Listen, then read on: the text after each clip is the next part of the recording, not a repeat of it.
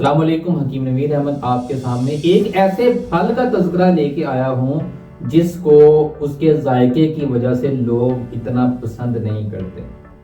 اس کے ذائقے کی، حالانکہ اب پنجاب میں اور بہت سارے علاقوں میں اس کی پیداوار دوگنی سے بھی زیادہ ہو گئی ہے۔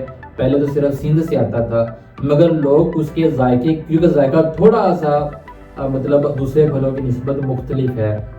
حالانکہ اس پپیتے میں اتنے فائدے ہیں، آپ یقین جانیں آج کے زمانے میں جتنی بھی بڑی بڑی مرضیں ہیں، زیادہ تر مرضوں میں پپیتا فائدہ مند ہے، مؤثر ہے۔ زیادہ تر مرضوں میں جناب یہ فائدہ مند ہے، اس کو عام پھل نہ سمجھیں۔ یہ تو اللہ نے آپ کی صحت کے لیے، صحت یابی کے لیے خاص پھل اتارا ہے۔ بہترین، شاندار اور اعلیٰ کوالٹی کا یہ پھل اپنے اندر فائبر کافی زیادہ ہونے کی وجہ سے قبض کشا بھی ہے، کیونکہ یہ آنتوں میں سے سدے ختم کرتا ہے۔ اگر آپ قبض سے پریشان ہو بھائی تو پپیتا کھاؤ۔ دوائیاں کھا کے تھک گئے ہو، دوائیاں ہی کھائی جا رہے ہو تو پپیتا کھا لو نا۔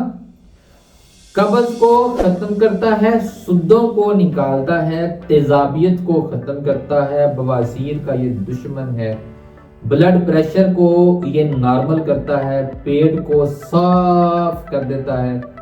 اور اگر آپ اس کو کچھ ہفتے متواتر استعمال کریں تو وزن بھی کم ہونا شروع ہو جاتا ہے۔ بھائی جب آپ کی قبض ختم ہونی ہے تو وزن بھی پیٹ صاف ہونا ہے، تو گیس بھی نہیں رہنی اور پھر قبض بھی نہیں رہنی، تو وزن آپ کا لامحالہ کم ہونا شروع ہو جائے گا۔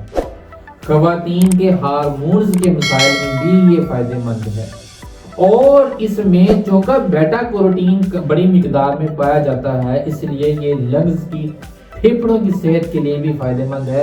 اگر آپ کو سانس چڑھتا ہے تو جناب پھر پپیتا کھانا شروع کر دیں، آپ کا سانس نارمل ہو جائے گا، ٹھیک ہو جائے گا۔ پپیتے کو جب ہم کاٹتے ہیں، اس کے اندر سینکڑوں کی تعداد میں کالے رنگ کے بیج ہیں۔ اللہ رب العالمین نے یہ بیج بھی ہمارے فائدے کے لیے اتارے ہیں۔ اس کا تو چھلکا بھی ہمارے فائدے کے لیے بڑا کام کرتا ہے۔ کبھی گھر کی خواتین سے پوچھ کے دیکھیں، گوشت نہیں گلتا تو اس کے چھلکے کا پاؤڈر وہ ڈالتی ہیں، تو چنے کی دال ہے، چنے ہیں، گوشت ہے تو وہ گل جاتا ہے اور غذائیت بھی بڑھتی ہے۔ اس میں جو بیج ہیں، ان بیجوں کو خشک کریں اچھی طرح، اس کو پھر کسی بڑی گرائنڈر میں پیس لیں، شیشے کی جار میں، شیشے کی شیشی میں اس کو محفوظ کر کے رکھ لیں۔ ½ ٹی اسپون آپ گرم پانی یا دودھ کے ساتھ ایک ٹائم لیتے رہیں تو بواسیر کے لیے آپ کو کسی اور دوائی کی ضرورت نہیں پڑے گی۔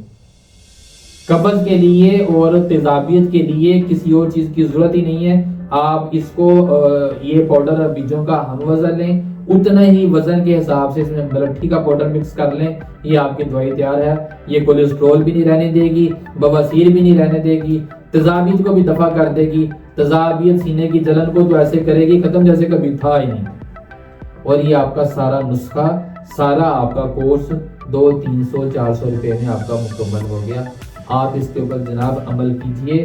یہ سکن کی الرجی، خون کے گاڑے پن کے لیے بھی اتنا ہی فائدہ مند ہے جتنا میدے کے مسائل کے لیے فائدہ مند ہے۔ آپ اس کے اوپر عمل کریں اور پھر کمنٹس میں دعائیں دیجئے گا۔ جب ہاتھ اٹھائیں اللہ سے دعا مانگیے گا، اپنی صحت کے لیے بھی، لوگوں کی صحت کے لیے بھی، اور حکیم نوید کو بھی اپنے دعا میں یاد رکھیں۔ ویڈیو کو شیئر کیجئے۔ السلام علیکم ورحمۃ اللہ۔